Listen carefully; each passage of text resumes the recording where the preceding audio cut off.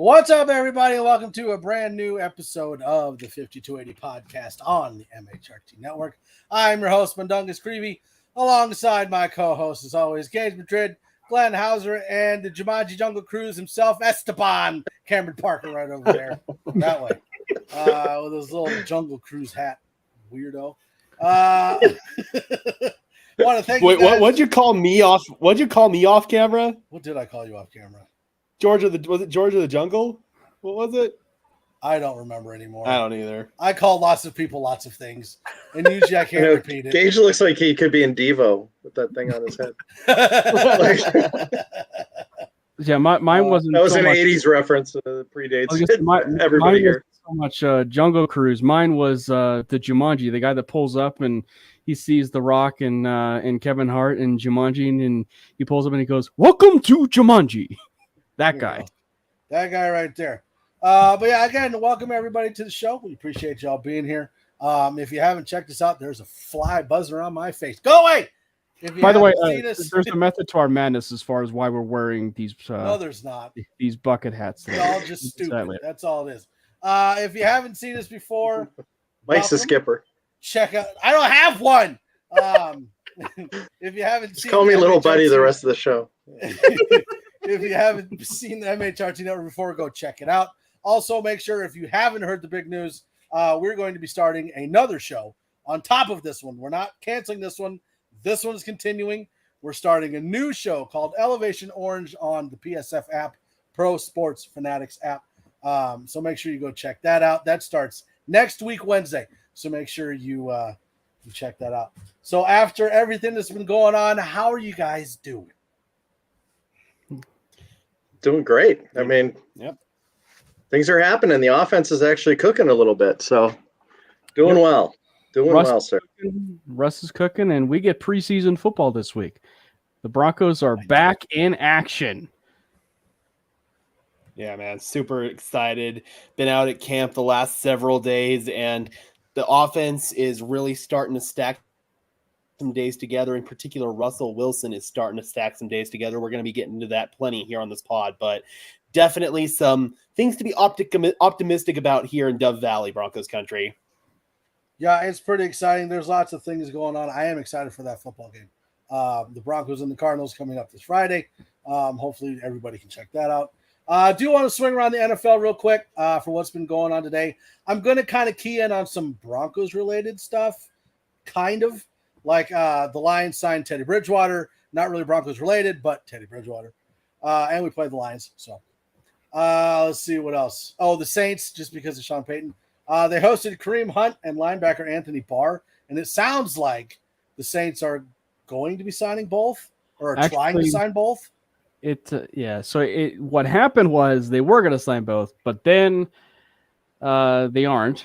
Kamara is now. He's on his way to the Colts. Lions. Yeah. So he's not Colts or Lions?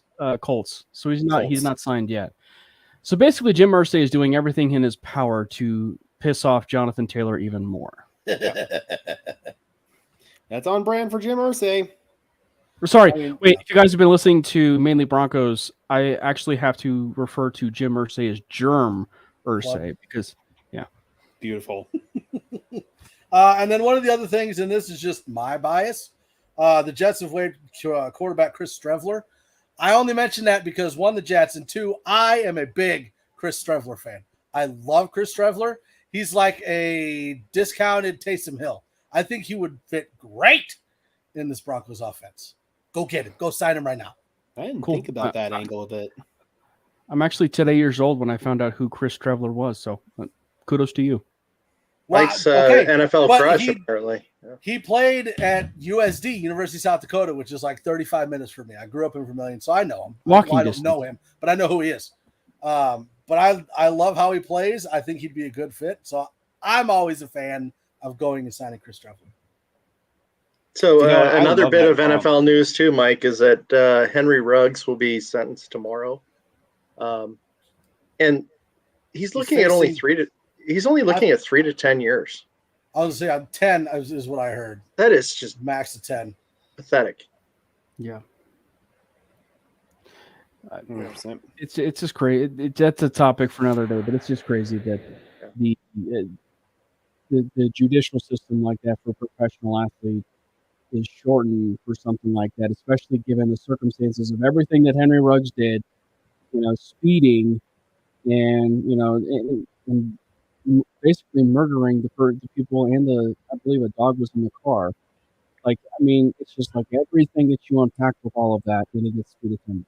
Right. So, she burned alive, and he's looking at potentially 3 years in jail. Yeah. Which would allow him to, theoretically, have an attempt to continue his NFL career, which would be disgusting. Yeah. Right. Yeah.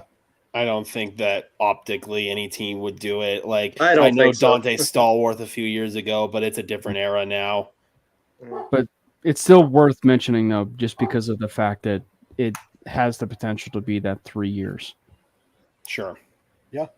And then going into a little bit of happy news, we want to congratulate Russell Wilson. He took the Let's Ride motto home and got Sierra pregnant again. So they're on baby number 3. So congratulations to those two. I had to turn it dirty. I mean, come on. Too easy. Mr. Unlimited. Yeah, I guess maybe the challenge is he's trying to have about as many babies as he does bathrooms in his house now. Yep, Sarah got a hold of that danger witch and doesn't want to let go. There were the high knees. The high knees up and down the aisle. Okay, so going into the hats. Going into the hats and why everybody's wearing them. So Sean Payton was doing an interview and said that during the preseason there are a few things he does. What? Listen. You said when. You said if the podcast goes down. I told you it's not if. It's I know. I told you. I know. Gave you. Only took us 7 minutes. It only took us 7 minutes. 7 minutes. Listen. I was gonna just go with the Let's Ride one, but then Glenn commented, and I had to bring up Danger Witch. It was there. I had to. It's spicy. Okay, so trying to move into something a little more serious. Sean Payton talks about what he doesn't want to see during the preseason. One of them is interviews during the game. Doesn't want to see that. He doesn't want to see 10 guys on the field, and he doesn't want to see uniforms off after they're done playing, like with sunglasses and a Gilligan hat, which is why you're wearing the bucket hats. But by the way, I do have to say, I was hearing was a Good Morning Football talk about this morning, and some people were not really liking the idea in terms of like what Sean Payton was trying to implement as far as, is this too strict? But I think people need to understand, like, this is, if you were to say, like, this is the moment where you can truly say that Sean Payton is, like, laying down the law of what is his team and his standard. You don't need to look no further than this. And I actually really like the idea of there's no player interviews, especially for a first year. Because, like, you want to make sure that you are all about, the business of the game, all about the business of football.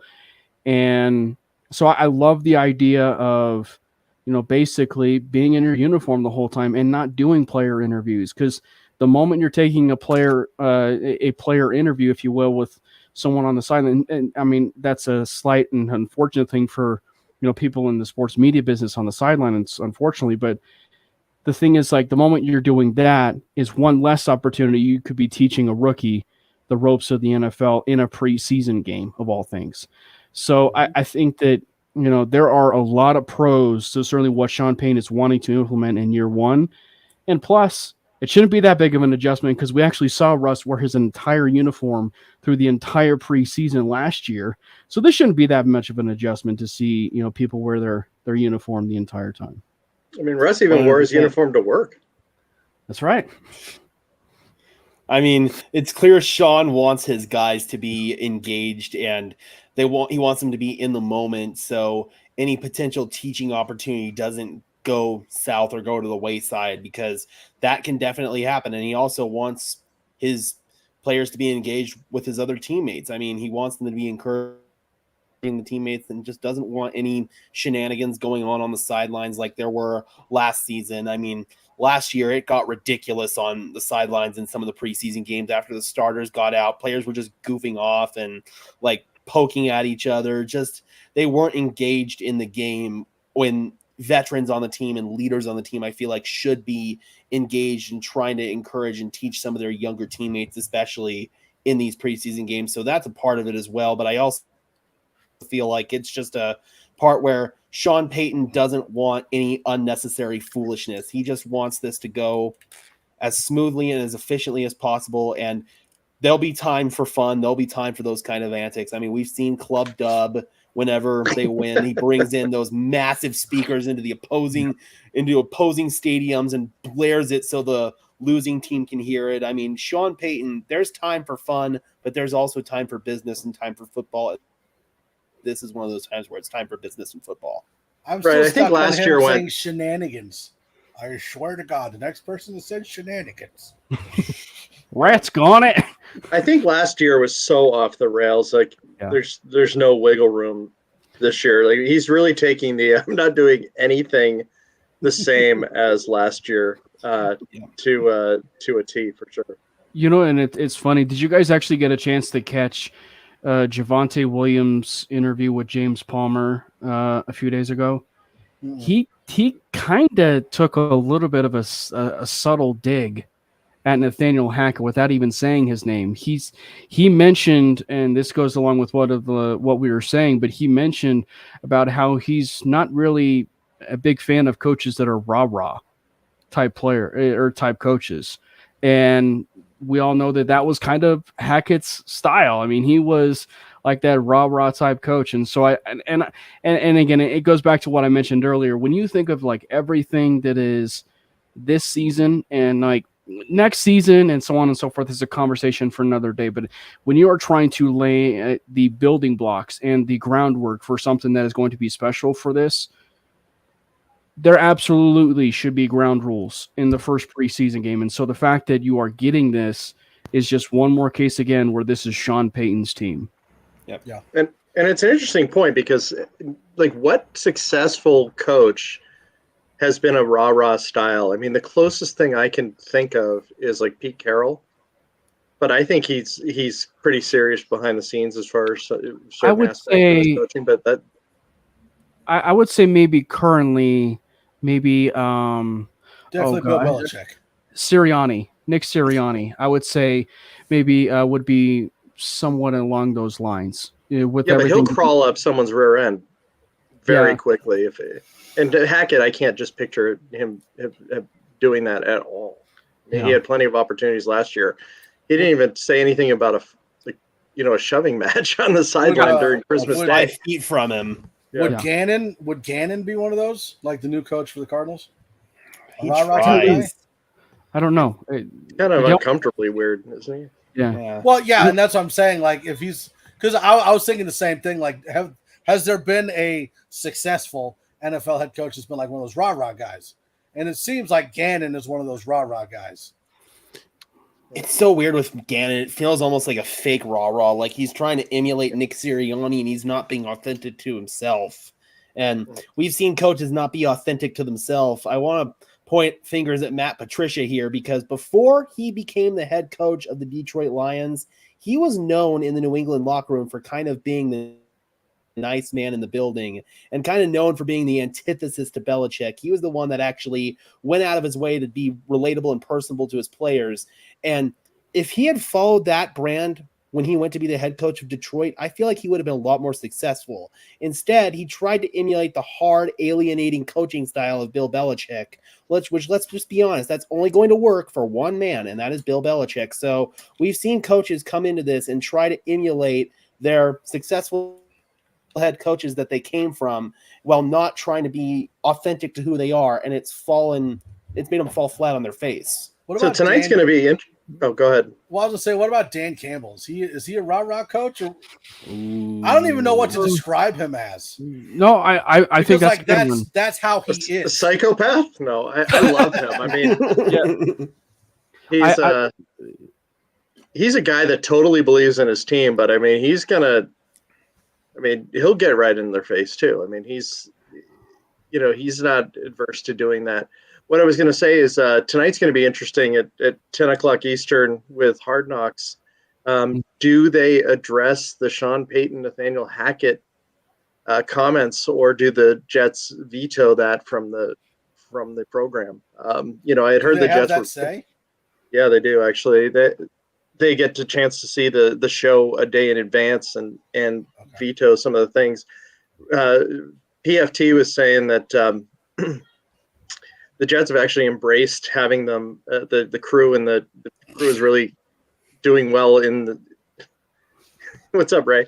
It is really kind of acclimated themselves in the facility, and so the animosity that was towards NFL Films pushing that on them, or the NFL pushing that on them, has dissipated a bit, and they're actually enjoying having that as part of their training camp. I am enjoying the hats though. Regular hat, bowl hat, receding hairline hat. So it's pretty good. But yeah, that was one of the things that we want to talk about was Hard Knocks. I mean, are you guys looking forward to watching Hard Knocks? Oh my gosh! Whether they talk about Hackett and Peyton, are you still excited to watch Hard Knocks? Yes. I can't wait. I love that. I feel like they have to. Yeah. Go ahead. No, I was just going to say with Hard Knocks, I love it. I mean, it definitely does get you, the look behind the scenes. It's just one of those seasons where it just happens, to be the New York Jets with Nathaniel Hackett. And, and so I just, I don't know if I'm looking forward to it, but also with it being the New York media, I wouldn't be opposed. And it's something that I've said before. I wouldn't, in terms of I wouldn't be surprised if you see Denver's name mentioned just even in conversation, just as a conversation piece, Denver being mentioned quite a few times during the show.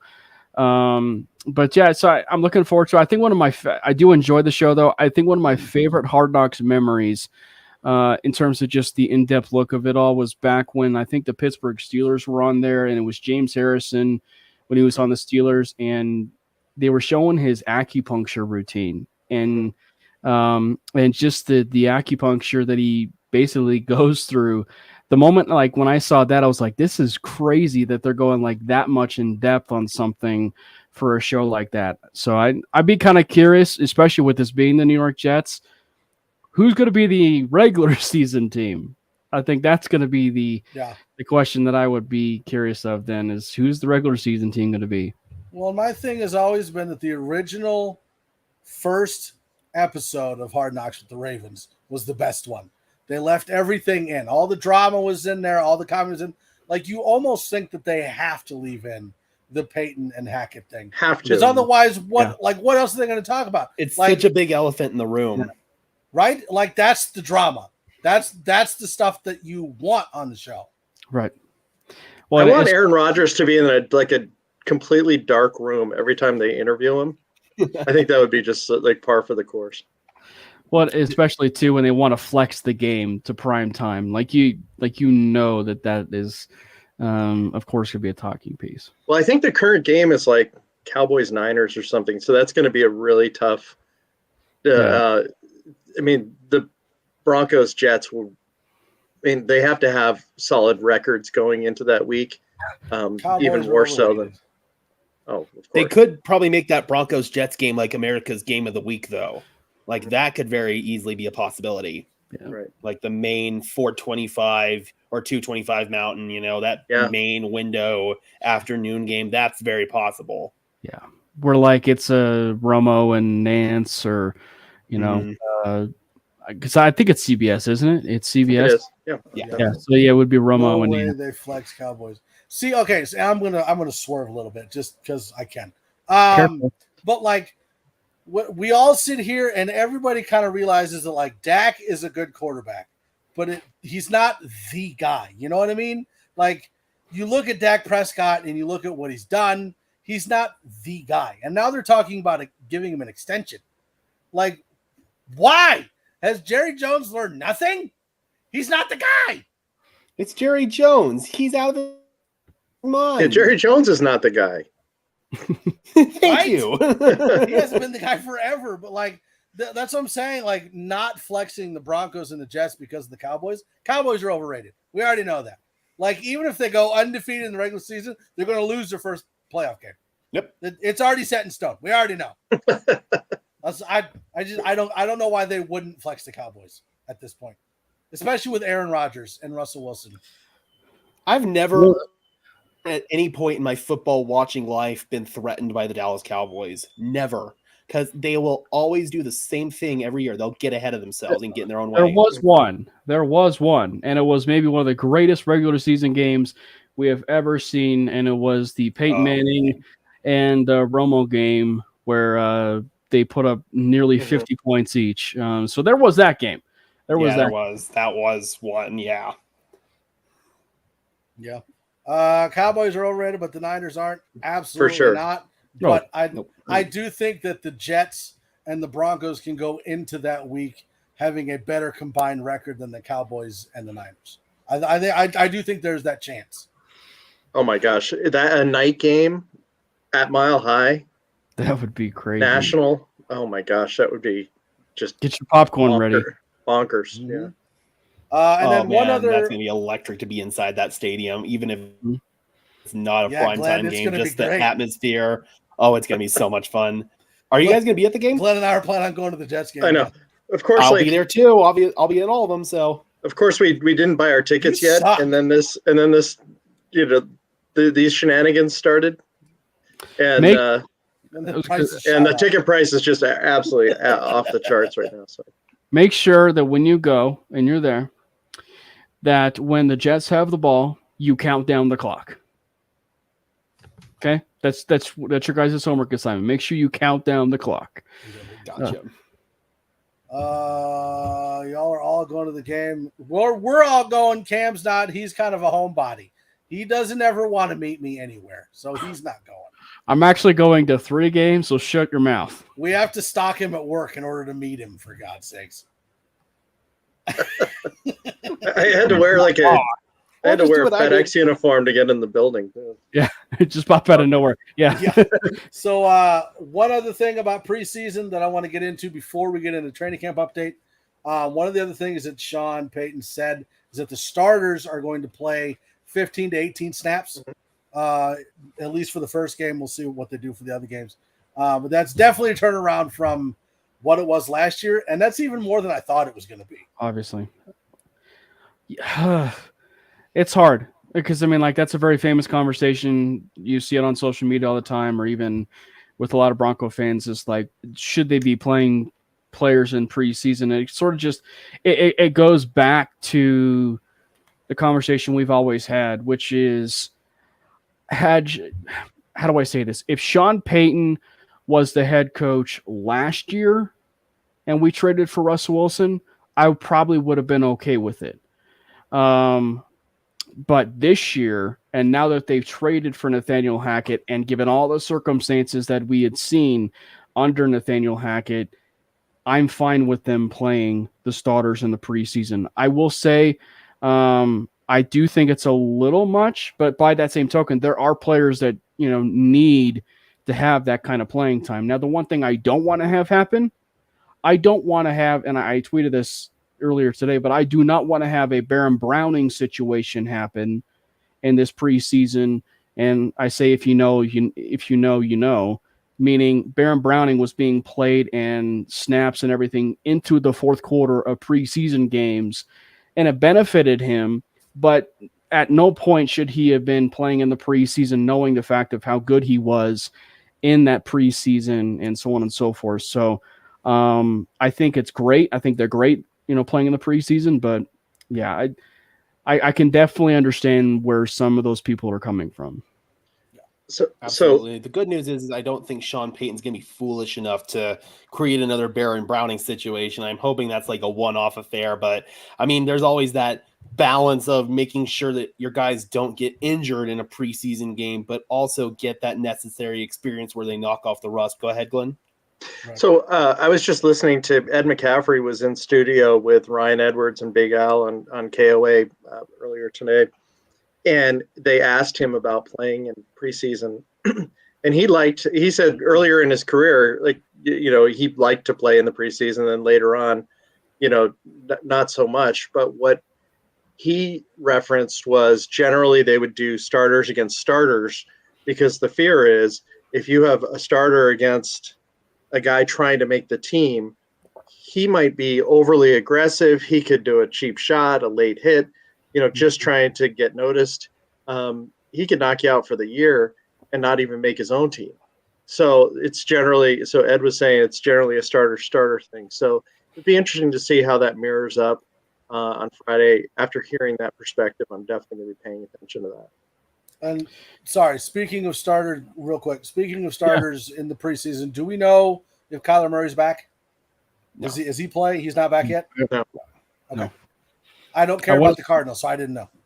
I want to say it was Clayton Thune who would be starting, I think. Okay. Or don't quote me on that though, but I will say to the people and to the players that will be playing in the preseason, there is one worry, and obviously it's the big worry for all of us in Broncos country, is how long will Javonte Williams play? That's the worry for me as far as with this preseason. Not saying that that's going to be a Baron Browning situation, but how many snaps is enough for a guy like that? Because obviously he needs to get into that play shape, and the best way to do that is preseason, but how much is enough? That's going to be the question for me with a guy like a Javonte Williams. Based on my observations at camp the past couple of days, it's really been a true 50-50 split in 11-on-11 periods and 9-on-7 periods. So I feel that it's probably going to be like about 7 snaps, maybe 8 snaps for Javonte, and then the rest is going to go to P. Ryan for the starting rotation. Which is what it should be to start out. And one thing I really believe about Sean Payton is this is not a guy that's going to take any unnecessary risks. So that is probably first and foremost on their board of, how many snaps that this guy is going to take, and do we even play him in the first game?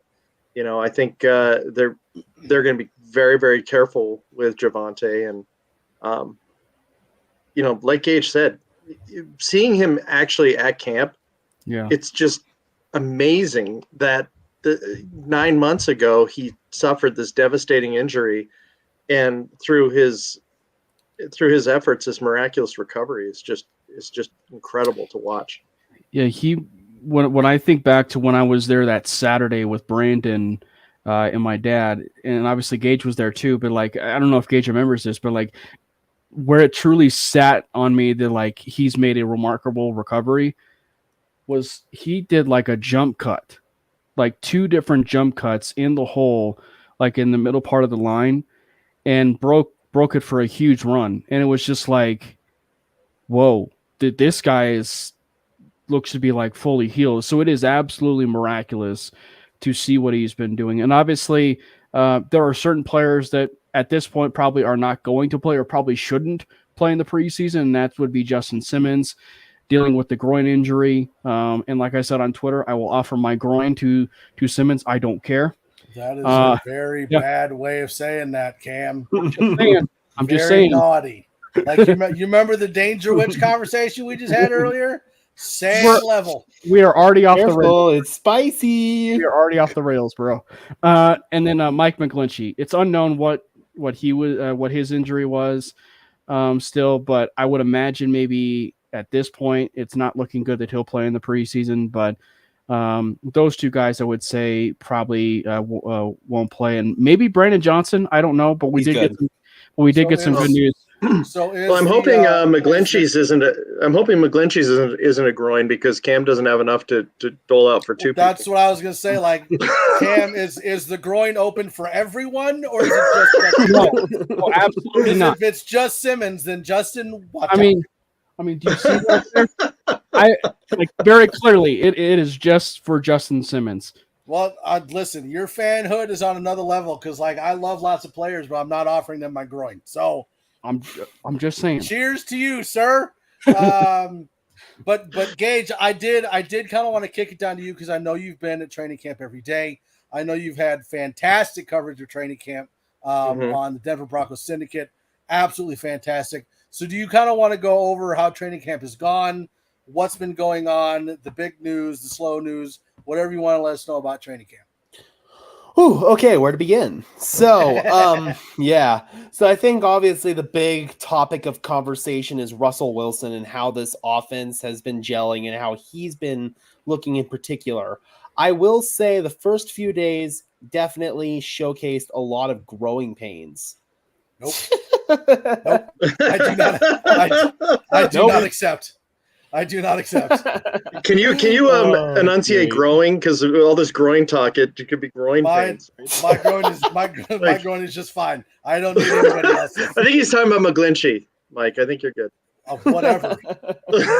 Oh my He goodness. just said the first name, so I decline. You can ask McGlinchey if he wants it. I'm saying no. Groin transplant. Let's go. Oh my gosh! Woo. Anyway, continue. Gage. Do you want Okay, a groin so transplant from a guy named Pinky? No. All right, so getting back to talking other balls. Gage, go ahead. Oh, yeah. All right, this podcast is completely gone. off the rails. We're gone. It's like this. Yeah. But over the past, especially 3-4 practices, Russell Wilson and the offense have really turned a curve. You can see that they've been emphasizing a lot more situational football, a lot more red zone, third down, 2-minute drills, those kind of things. And the offense and Russell Wilson has been very smooth, efficient. We haven't had very many turnover-worthy plays. We've seen batted balls. That's probably been the one consistent issue over the past few days. But Russell Wilson's issue of holding on to the ball too long has slowly but surely been mitigated over the past couple of days. When we checked in last week, that was a big issue for Russell Wilson. So that's one thing that I'm definitely pleased with. He's a lot more decisive going through his progressions. If he doesn't like it, then he's willing to, instead of just see one read and take off, he's actually willing to get through read 2, read 3, and then if he needs to scramble, he will. That's something that I'm a lot more optimistic about when watching Russell Wilson. The run game, Javonte Williams, again, he has just been sensational out there. He truly looks like he's 100% back, and from the first play of 11 on 11 periods in camp, you knew he took the first carry and went to make a cut. I believe it was against Josie Jewell, and he stumbled, but he was able to recover, make Josie miss, and just put him in the dirt, and then burst off for a big run. It's like, holy crap, this guy is back. And so we've seen just consistent production like that from Javonte Williams. Samaje Perine has also looked really strong in camp. And keep an eye out on Jaleel McLaughlin, Broncos country, because this cat is coming. He is coming for that Broncos scat back role. He's going to be the change of pace guy. He's going to rip off some big explosive runs. He's going to be beloved in this locker room. And Phillip Lindsay's a guy that probably had his shortcomings, if we're being perfectly honest, as a starting running back in the NFL. And I say that as someone who owns a Phillip Lindsay jersey, one of my favorite Broncos storylines, especially to ever play this field, but play on this team. But overall, I can acknowledge his shortcomings, but having that kind of player as your third running back, oh my God, dude, that's incredible. Now And to even move on to some more. I was going to say Lombardi in his presser today was talking about McLaughlin. It looks like that he's ripping out long runs every single practice, and they're looking to see how he and Tyler actually work in pass protection on Friday night. And I think that's going to probably be the separating factor, because right now McLaughlin, just as a pure runner, looks like he's got that part down. But right now with pass protection, even though the pads have been on, we're not going to really get a true clue on that until game speed in these preseason games. So that's going to be when we really put Jaleel McLaughlin and Tyler Beatty to the test. But speaking of being put to the test, man, this offensive line has been really struggling out there. Garrett Bowles, I'm very concerned about. He looks like he's not 100% healthy. They've been giving him a lot of off days in camp, and when he's been out there, it's been rough. He's gotten beat several times. He's had a lot of holding penalties, mental errors too, a lot of false starts, stuff like that. So that's concerning. Yay. Yeah, seriously. And then Great. Mike McGlinchey, he I'm going to try to give him the benefit of the doubt because he recently had a death in the family, and apparently, from what I've heard, it was somebody he was very close to. So he's trying to get back mentally, and he's also had some issues. He's had some bad beats. He's gotten some holding calls. He's looked rough, and then today he went down with a lower body injury that we haven't really gotten much of an update on. Has anyone heard anything on McGlinchey? No. Okay, so yeah, we haven't really gotten much of an update on him, so that's a bit of a problem. Defensive line, though, I cannot say enough good things about the defensive line. Zach Allen, the amount of times that Zach Allen has made an impact, you can look at my notes and see 99 on there so many times. You'd think I'm scouting JJ Watt. I'm not even kidding. This cat is in the backfield almost every single play. Today, on Russell Wilson's deep touchdown deep connection to Marvin Mims down the sideline, Zach Allen absolutely manhandled Ben Powers, who's been one of our most consistent offensive linemen. So Zach Allen's even giving our least problematic offensive lineman fits. And then also Benito, Jonathan Cooper, our two of our young edge rushers, are looking phenomenal out there. In the secondary, Justin Simmons is obviously dealing with an injury, so we had Caden Stearns and PJ Locke out there today. Kareem also, I think he got a vet day today or something along those lines. I don't know if he's nicked up, but that's something else that bears monitoring. So I think we've covered most of the bases there. Yeah, they came out with the list of who wasn't practicing. Thank you for that. Sorry. It was Kareem Jackson, Justin Simmons, groin. Riley Moss, they had listed as core, and then Chris Manhertz and Aaron Patrick. Those are the ones that they had on the list for not practicing. Yeah, one of the things that I was going to add too is, as far as the offensive line, is one of the positives within that camp has been the interior. And when I'm talking the interior, I'm also talking about center. Is that it certainly seems like Lloyd Cushenberry is having a pretty good camp. From everything that I'm reading and people that I've been talking to that are at camp and everything, like, seems like Lloyd Cushenberry is playing really well. So of all things, to have the interior of that offensive line, which some people thought was maybe one of the weaknesses of that offensive line in terms of center, I should say, is great to see. What about Randy Gregory? I know that there was one day where he was working off to the side. I think he was also kind of tweaking a groin. It didn't appear to be serious, but I was kind of curious to see if maybe they would do something like load management wise with him. Give him some vet days, give him some time off to kind of work through, his health situation. But how was a guy like Randy Gregory, who seems pretty quiet? I know we had the interception a few days ago, which was a deflection, but today he looked good. He had a would-be sack again on that same deep throw to Marvin Mims. He was in there and probably would have gotten the sack on there. They've rotated him. With guys such as Jonathan Cooper and Nick Benito quite a bit. So I feel like they're really trying to manage his loading camp. But when he's been out there, he's looked really good. Again, when he had that interception, I believe it was that same play, he tweaked his groin. So they held him out a little bit for a couple of days just to kind of make sure he was good. But he was back out there today, and it appears that he's going to be out there in Arizona on Friday night. And I'm curious to see how well he does against probably one of the worst offensive lines in football in the Arizona Cardinals. So if he can get a key pressure or a sack in that game, that I feel like would be a big win for Randy Gregory. So one of the questions that I have for you, and we've talked about it every year because the Broncos defense has been outstanding for the last forever. Mm-hmm. Is it a great pass rush or is it a bad offensive line? I think it's a little bit of both, honestly. You've seen some communication errors with the offensive line, not picking up stunts, just some flat-out beats. But also, I mean, you can see that guys like Jonathan Cooper, Nick Benito, Zach Allen, those cats are just playing with a completely different motor. I will say one guy who has been a little quiet in camp has been DJ Jones. He has not really stood out too much in camp, but guys like Zach Allen have really made up for it because, man, I kid you not, it feels like 99 is in my notes on almost every single play. Yeah, I remember you mentioning that. And they've actually put him in front of the media twice since training camp started.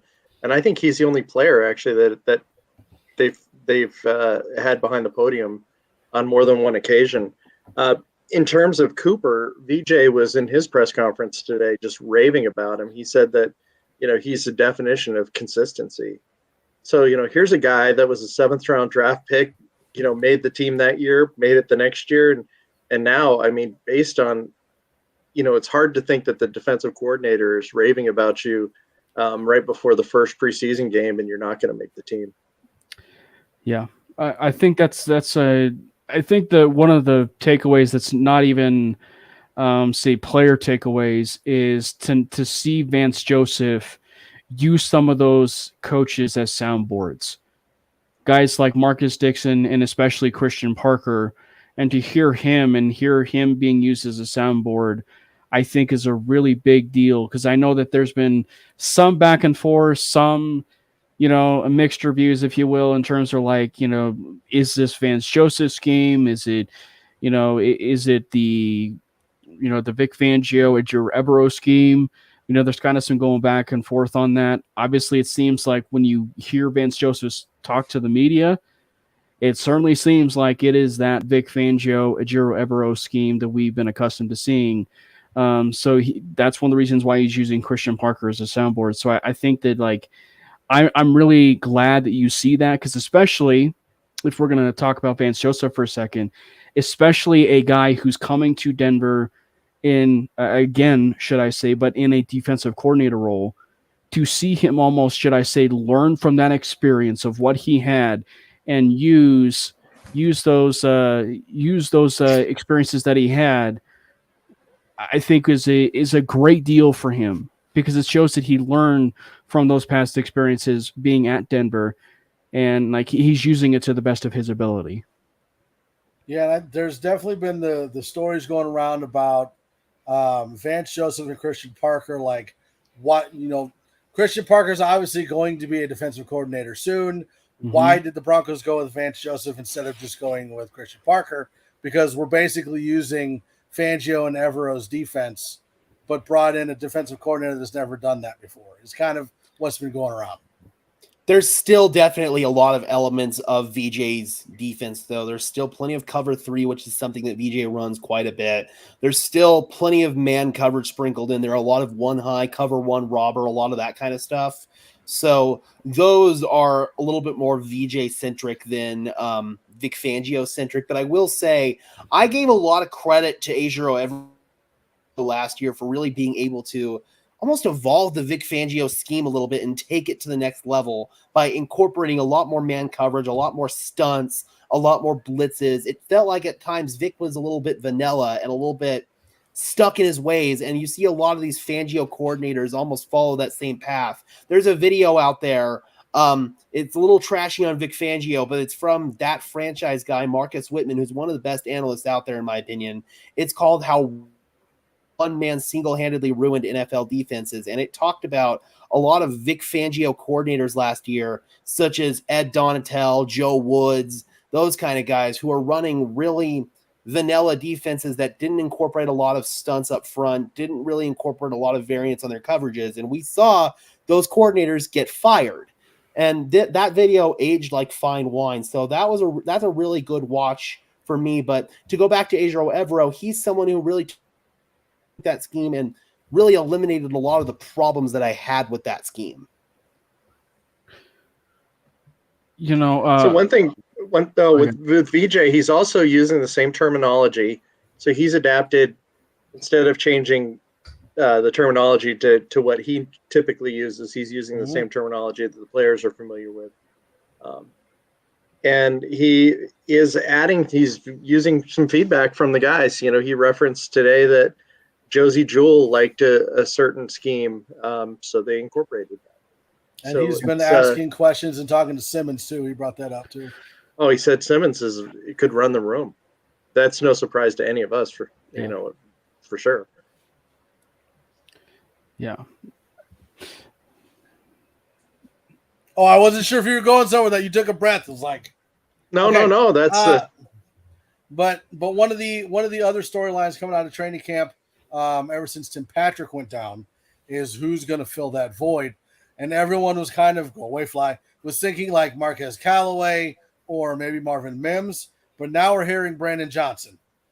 Is Brandon Johnson going to be the guy that fills in for Tim Patrick, or are we still looking like Marvin Mims? I mean, I'll kind of take it off to Gage, but when I had the opportunity to talk to Cody at training camp on that Saturday, it sounded like this is something that had been trending even since OTAs, as far as Brandon Johnson taking some of those snaps. As far as like that Tim Patrick type role. So when Patrick went down, it was a pretty easy transition for Brandon Johnson to take that role and sort of run with it. And I would not be surprised if you actually look at it from what he's been doing in camp. And this is when I'll take it over to Gage, because it seems like he's playing exceptional at wide receiver, so much so that I think that there's a fair argument that he might be the third best wide receiver in camp right now. I mean, the way that he's playing and the way that has that chemistry with Russ, I don't think it's out of the realm of possibility that he might even grow into that wide receiver 3 role as the season even progresses. Absolutely. And as we entered camp in the first couple of days, when Tim Patrick would come out in that slot role, Brandon Johnson would go in, and he catches everything that's thrown at him. His route running has been exceptional. I don't know how he ran a 4.6 40 at his pro day. I don't know if he sucks at long stride sprinting track or what, but this dude's play speed is a lot faster than a 4.6 40. You can see it out there. I mean, this cat has been just incredibly reliable in that big slot role. And this chemistry that he's been building with Russell Wilson, I've heard the same thing from individuals I've talked to who were out there at OTAs, that Brandon Johnson was somebody who has been a man on a mission pretty much this whole offseason. And even dating back to last year in training camp, Brandon Johnson was generating a lot of buzz. Unfortunately, I want to say it was in the last preseason game against the Vikings, he suffered a high ankle sprain, and that killed a lot of the momentum he had. He ended up getting cut, and then they brought him back when he was healthy, and he did appear in a couple of regular season games. But it feels like this year Brandon Johnson is just taking advantage of that opportunity he's getting and just running with it, man. Yeah. So today, Gage, he actually went down, and since we found out that it's not a big deal, the leg injury, but describe the crowd at camp when that happened. Yeah, so there was a very collective gasp in the air, and I was one of them as well. I mean, everyone was just saying like, get up, get up. It was a one-on-one play where he was going against Jaquan McMillan, and Jaquan kind of grabbed him a little bit as he was going to cut outside, and he ended up getting his foot ankle kind of caught in the ground, and he went down and was getting looked at on the sideline for a few minutes, and then eventually a trainer came over and walked him into the locker room. He walked off with a little bit of a gimp, but it was later revealed that he was going to be fine. So definitely a big sigh of relief there. Hopefully, if they keep him out a couple of days, maybe, but I think we might see him in the Arizona game. Okay. You know, I was going to continue too. It actually seems so much popularity is now being handed out to, Cortland Sutton, who is having a terrific camp. Cortland Sutton is having a great camp. Jerry Jeudy, as we all know, is having a great camp. It actually seems like the wide receiver group in general is having a terrific camp. One guy, and he's a friend of our program, he's been on here, Montreal Washington is a name that not people have even mentioned, but he is actually stacking a few days in a row, and quite a few days in a row where he's played really well at camp. So, I mean, touchdown and 7-on-7s today. Yeah.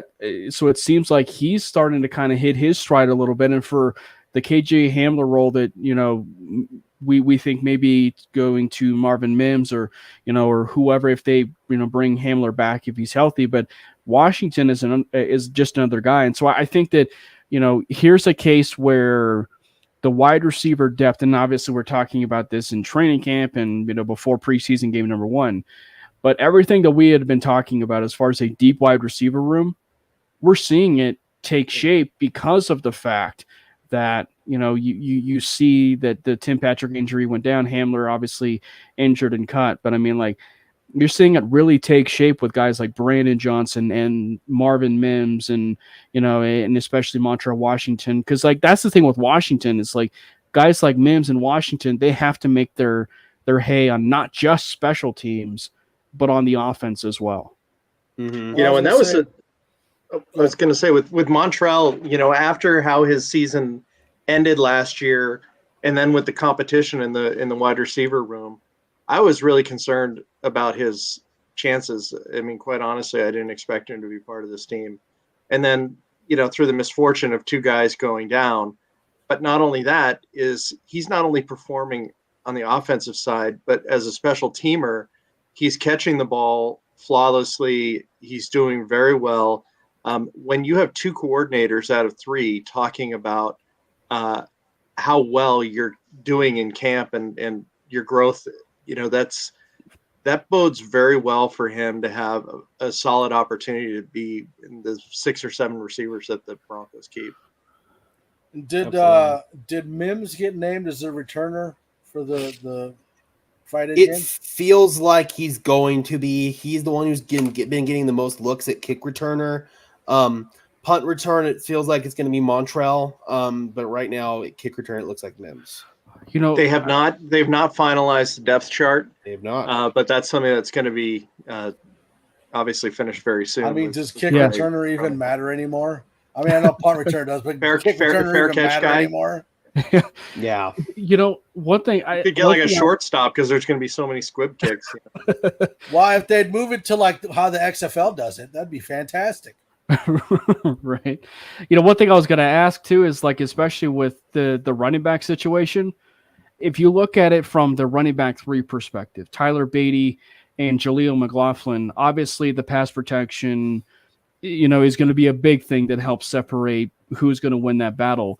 But also special teams is something you've also seen guys like Tyler Beatty and Jaleel McLaughlin partake in special teams. And so if there's one area, which also goes back to maybe where McLaughlin can maybe seal that deal a little bit for that running back 3 spot, is special teams. If he can take a few of those kickoffs for, rather long, runs, if you will, 30, 40 yards, if not more, consistently, then I think that right there is your argument for maybe here's a really strong case for a guy that can maybe not just be your running back 3, but get even more looks, on special teams and be that pass catching back for you. So I think that, special teams is going to be truly like one of those cases for guys like McLaughlin and Beatty, where especially a guy like McLaughlin, where you could probably see him make some headway on that running back 3 spot.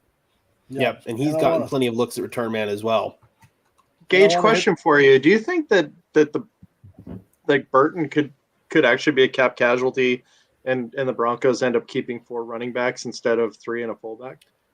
Ooh, I don't know, because they've been utilizing Burton a lot. So just because of the extended role that he's gotten in this offense, I don't think that that's going to transpire. I feel like they're going to roll with 3 running backs plus Burton. Okay.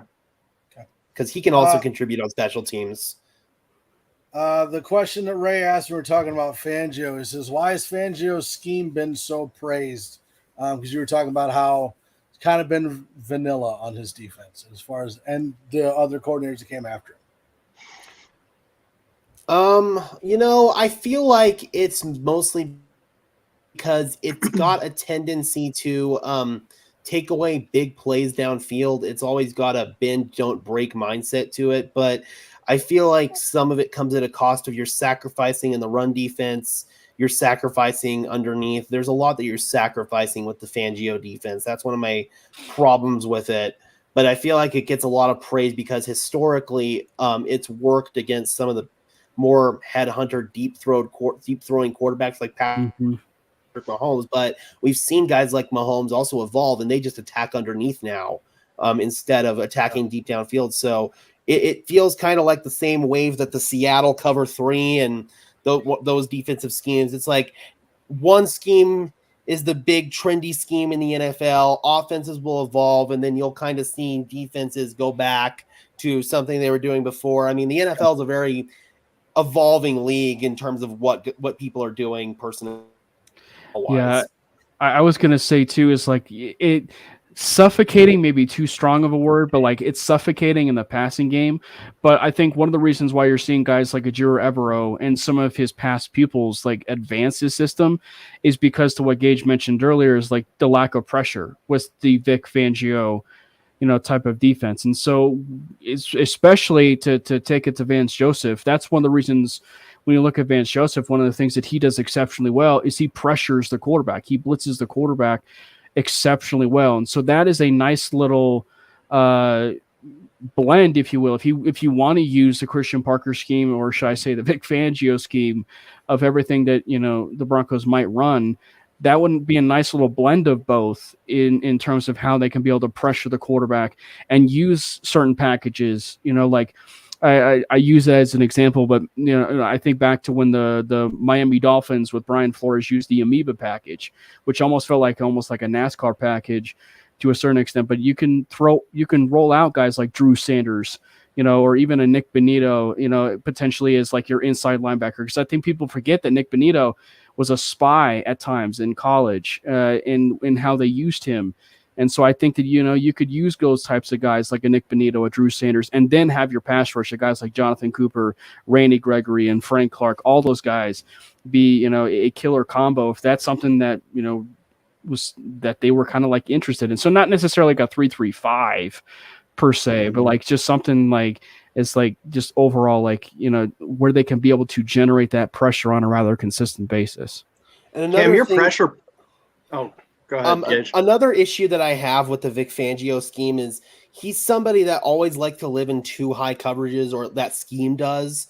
And when you run too high coverages, so cover 4 and cover 6 were the two primary ones you'd see under Fangio, but cover 2 as well. Those are coverages where they leave you a lot more exposed in the run game.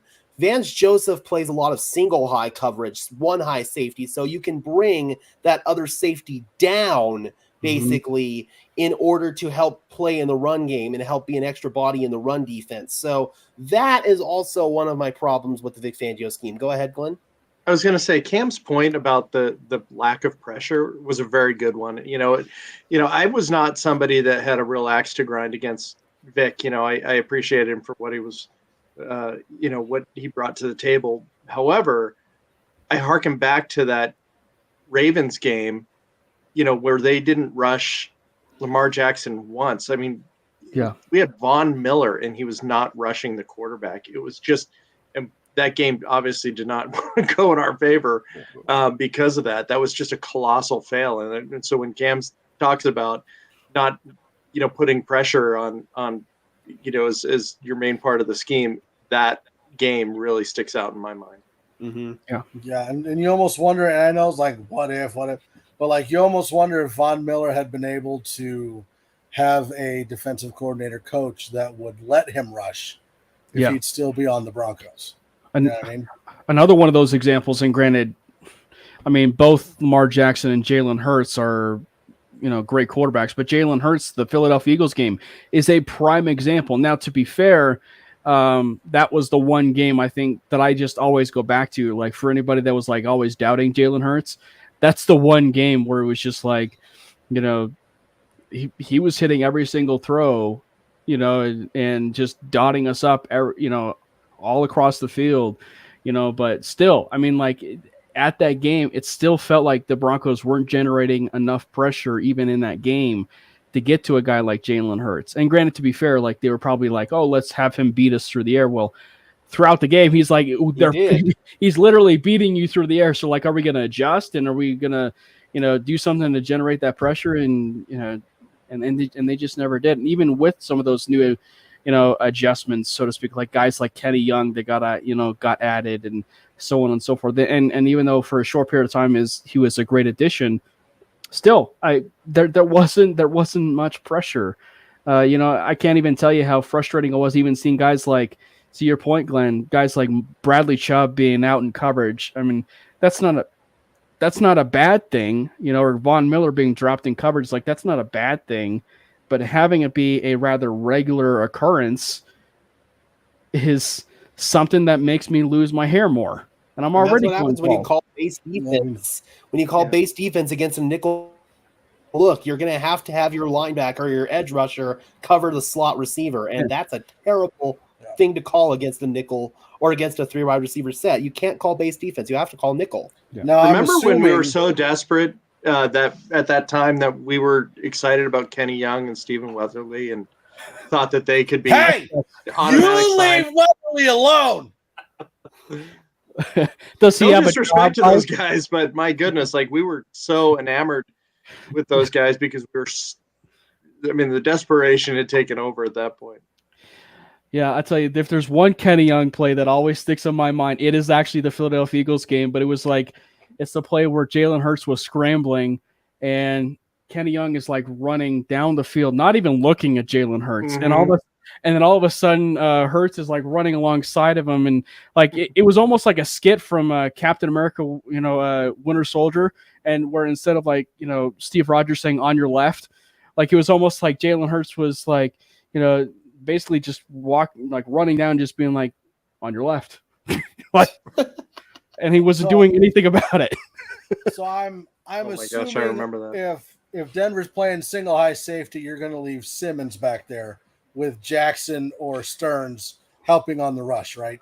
Well, I say Simmons, but I think that's the beautiful thing about guys like Caden Stearns, though, because like Caden Stearns could be even used in that sort of capacity as well, depending on how they wanted to use that, because he's such an athletic, rangy safety as well. They've been playing Kareem Jackson down tight to the line of scrimmage quite a bit. They've been Which makes really sense. exactly. Yeah, They've been really trying to utilize him as that thumper, which he is the best at right now in his career. A thumper who's not big. No. Intimidating, but not a big dude. So one of the last things I want to cover before we go, what are you guys expecting, or what are you guys looking for out of this preseason game on Friday? So not to play the whole cop-out card. Cop out. But one, everybody come out healthy. Please. Everybody come out healthy.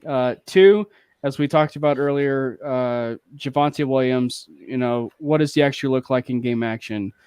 And if Russ, plays, which obviously he said he will, but how good will Russ do? How good will Russ do in the in the limited type of action? And I would be kind of curious about, this is the fourth point, what offense will we see? Because there are times I think in the preseason, teams have a tendency to show it being pretty vanilla, right? And so I think that what are we going to see? I think that's going to be the interesting one, for me as far as in this preseason. Yep. Pretty much everything Cam said. And one also is, how does the offensive line hold up? Cardinals don't have the strongest pass rush in the NFL. So this is kind of going to be almost like a little bit of one of the easier tests for this offensive line. And if they can't pass it, that's going to echo some concerns down the line. When week 1, we got to deal with Max Crosby. Week 2, we got to deal with Washington's defensive line that's got guys both on the interior and on the edge that are just nasty. So I'm really curious to see how this offensive line holds up and to see if the defensive line production translates into this game as well. Because, again, man, the defensive line has just been wrecking shop every single training camp practice.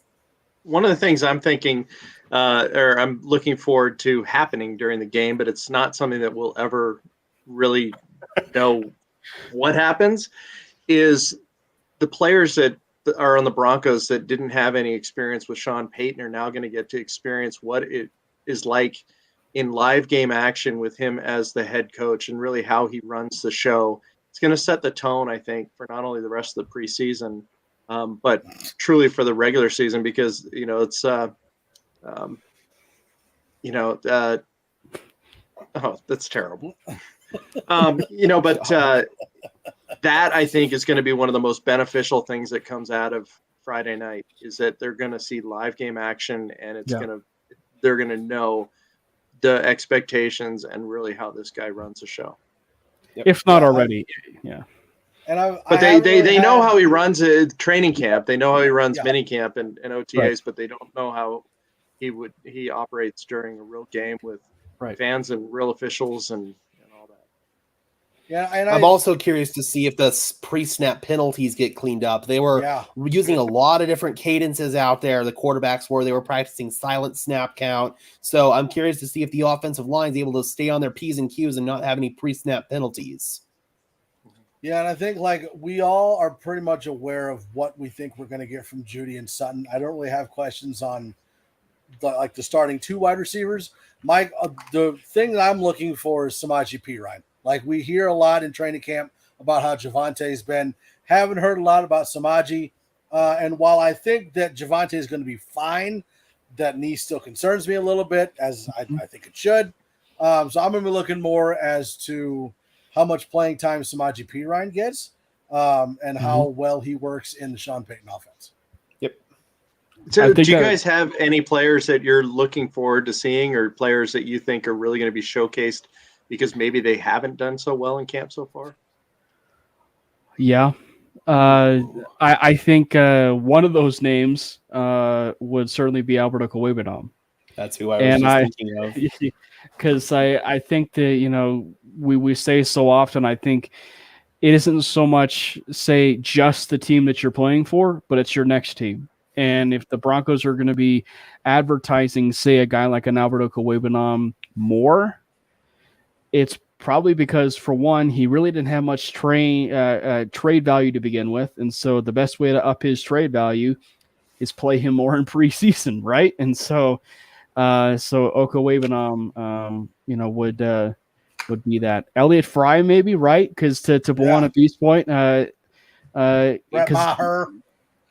Well, I would say Maher probably wins the competition, but Elliott Fry, if you want to put and advertise him for another football team, Elliott Fry would. Both. We'll do Maher in the regular season and then Fry in the postseason. Or we'll do it like the old. I had to. You'll have like a kickoff kicker and then an actual field goal kicker. Yep. Yeah. And Jalen Virgil, I think, needs to show his stuff as well. I mean, he's a guy that has seen, when I'm hearing updates as far as who's doing well during training camp so far, he's not somebody that's even being referenced at all. Yeah. They gave him some looks today after Brandon Johnson went down. So they were rocking Judy actually in the slot with Sutton and Virgil out wide on the boundary. So that is something, to keep an eye on for sure, is because Virgil, I think they want him to try to step up, especially obviously with Brandon Johnson may or may not play this week, so that's one to keep an eye on. But again, to echo Cam's point, Alberto Cuebanam all the way, because also, I know this is not going to be a very popular take, Greg Dulcich as well. Greg Dulcich has not had a very good camp. He's struggled with blocking. He's struggled with some of his assignments. I've seen him get personally chewed out by Sean Payton on more than one occasion. And there's been points where he's run with the twos, and Chris Manhertz and Adam Troutman have run with the ones. I mean, I feel like Greg Dulcich might be in a little bit of the doghouse right now in this training camp. He has not had very good camp, so I'm curious to see how he performs in these preseason games. The other thing I would add to that, though, is it also could be they're hiding the usage of him and how they want to use him. Because I mean, we sort of we're kind of figuring, maybe are those tight ends going to be, the saving grace for the Tim Patrick injury and that kind of deal. But I wouldn't be surprised if maybe they're also hiding him and making sure of how they want to showcase him within that kind of offense, because we've said so often, about how he and Judy are probably the top two, biggest winners of the Sean Payton hire. I will say, you mentioned Jerry Judy, and that's one of the things that I will say, not just this preseason, but into the regular season. I'm actually excited to see how they utilize him. He is such a weapon at the wide receiver position, how they utilize him on both the outside and inside. Because it seems like on that deep pass to Judy to end camp, he was on the outside. But we know that he's a flexible wideout, that you can be able to use him in the slot or on the outside. And so I'd be curious to know, especially with him, making hay and he loves those slant routes, how much, he would be able to make hay. And to John's point here, they are using Alberto as kind of like a big slot receiver. And they split him out wide a couple times as well, especially if they could get him against a linebacker. That's like a really ideal mismatch for him. But they've been using him kind of as this big slot receiver more so than your traditional Y or F tight end. Do you think he makes the team? I don't. Who, Alberto? Yeah. Yeah. Really? No, I don't think he makes the team. Yeah, I don't know. Man. He's been running with the 4s. Yeah. Man. I was going to say the one I'm looking forward to seeing is Damari Mathis. We know that we have PS2 on one side, who's a lockdown corner. I think that there's a very good argument for the best corner in the league. If we can have another corner that is a shutdown corner on the other side, good God, good luck. He's having a great camp. He's having a great. That's camp. why I'm excited to see what he does against other teams' wide receivers. To see, because I mean, again, I don't want to bring up no fly zone because but I think that this defense has the potential to be a great defense, and if we have that second corner that can lock down that side, along with PS2 that locks down his side, all we can do is just rush the quarterback all day. And you can't forget K1 walking up the slot too, man. This cat has had a really good camp too. Yeah. And then when Riley Moss is healthy, Jaquan McMillan, I think, is someone maybe that people are sleeping on a little bit. But I mean, yeah, I think this has the potential to be a pretty underrated defense. And so, yeah, I'm definitely interested. And, it's funny, as the season wore on last year, I was really hoping, based on how Mathis was playing, that I was kind of seeing the future a little bit. Because I think back to when Champ Bailey was here and the late Darren Williams was there, wearing obviously 27 and everything. But how good Darren Williams was with Champ Bailey, and sadly we weren't able to get that for a longer period of time.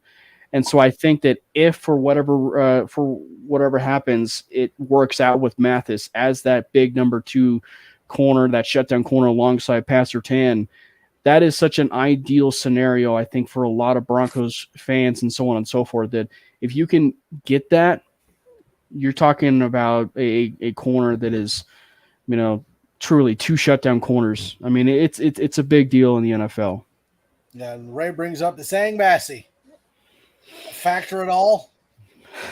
I think so, actually. I mean, he's kind of been the backup nickel. I think it might be a tough numbers game for him, but he's made some plays in camp. Okay. Anything else we need to cover before we go? Anything I missed? Nope. I don't think so. I think we're good. All right. Well, we appreciate every single person that's been in the chat, that's been on the show, checking us out. We do appreciate it. Make sure that you check out the MHRT Network. We have shows every single day. Monday, Tuesday, Wednesday, Thursday, Friday. There are some days we got 2 shows. Make sure you go check out Gage at Denver Broncos Syndicate. Make sure you check out Mr. Parker on Mainly Broncos. And then make sure that next week, Wednesday, we start a brand new show on top of all the other shows we're doing called Elevation Orange on the PS. We have no life. Pro Sport. We don't. Pro Sports Fanatic. Make sure you go check that out. It's going to be a lot of fun. And then on top of that, Bill and myself will be doing game day shows for the Broncos. So make sure you check that out too. We love y'all. We love Broncos country. We love the Broncos. We love football. Thank God it's back. And we'll see you guys later. Peace. Even when you feel low, you can still go. Even when you feel slow, you can still go. Even when there's no hope, you can still go. I never answer to no, man, I still go. Go, go.